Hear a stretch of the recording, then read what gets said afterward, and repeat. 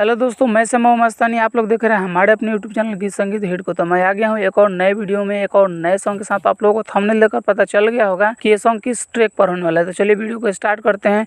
उससे पहले कि आप लोगों ने हमारे अपने चैनल गीत संगीत हिट को सब्सक्राइब नहीं किया है तो कर लीजिएगा, और अपने लिए पर्सनल सॉन्ग लिखवाने के लिए हमारे दिए गए नंबर पर कॉल कीजिएगा। तो चलिए स्टार्ट करते हैं आज का वीडियो मुखड़ा के साथ। ढोलक बजाव बजाव हरमुनिया, माये के नाम से चलेला दुनिया।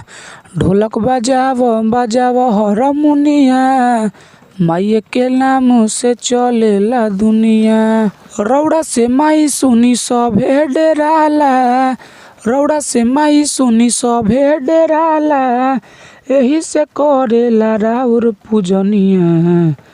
ढोलक बजाव बजाव हरमुनिया, माये के नाम से चलेला दुनिया। ढोलक बजाव बजाव हरमुनिया, माये के नाम से चलेला दुनिया। रौड़ा से माई सुनी सभे डेराला, रौड़ा से माई सुनी सभे डेराला, यही से करेला राउर पूजनिया।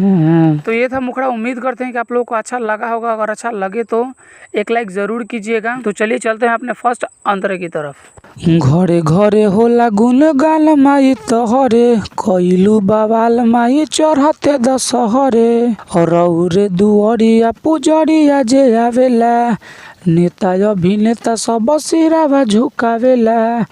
ढोलक बजाव बजाव हरमुनिया, माये के नाम से चलेला दुनिया। रौड़ा से माई सुनी सभे डेराला, रौड़ा से माई सुनी सभे डेराला, यही से करेला राउर पूजनिया। था हमारा फर्स्ट अंतरा। उम्मीद करते हैं कि आप लोगों को बहुत ही अच्छा लग रहा होगा। अच्छा लगे तो एक लाइक ज़रूर कीजिएगा और चैनल को सब्सक्राइब कर दीजिएगा। और अगला सॉन्ग किस ट्रैक पर चाहिए कमेंट करके बताइएगा। तो चलिए अब चलते हैं अपने दूसरे अंतरे की तरफ। लाले लाले सुनी माई चुनरी लिया के, करिले पूजाई माई दिया बजरा के। मिथले समाही श्याम बाबू मस्तानी, कृपा बनाई माई दुखावा के जानी। ढोलक बजाव बजाव हरमुनिया, माये के नाम से चलेला दुनिया। ढोलक बजाव बजाव हरमुनिया, माये के नाम से चलेला दुनिया। रौड़ा से माई सुनी सभे डेराला, रौड़ा से माई सुनी सभे डेराला, रौड़ा से माई सुनी सभे डेराला, यही से करेला राउर पूजनिया। तो ये था हमारा पूरा सॉन्ग। अगर आप लोगों को अच्छा लगा होगा तो लाइक कर दीजिएगा, और ऐसे ही ढेर सारे सॉन्ग पाने के लिए हमारे यूट्यूब चैनल गीत संगीत हिट को सब्सक्राइब जरूर कर लीजिएगा। और आप अपने लिए पर्सनल सॉन्ग लिखवाना चाहते हैं तो हमारे दिए गए नंबर पर कॉल कीजिएगा। तो चलिए मैं जाते जाते यही कहूँगा कि गाइए और हिट हो जाइए। तब तक के लिए मिलते हैं किसी दूसरे वीडियो में किसी दूसरे सॉन्ग के साथ।